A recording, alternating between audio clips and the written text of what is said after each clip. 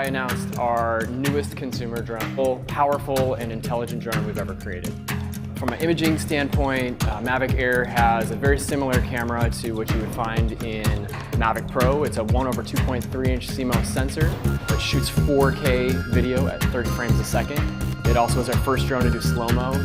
From an intelligence standpoint, it has some of the quick shot features that you found on Spark that take those automated flight paths, really difficult shots that are tough to get, and they make them one tap. So you've got the awesome asteroid effect, which shows the zoom in shot from kind of a spherical point of view down right to the drone pilot.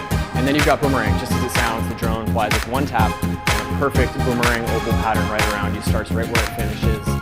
You've got that remote control, the RC. Of course, you can use smart capture gesture control for positioning hands-free that camera and getting it in the right spot for photos and video. So it's very, very easy to fly. I think the vision position system that you find on all DJI drones, which helps it hover precisely in place. So when you let go of those sticks, the drone actually stops moving in behaving erratically.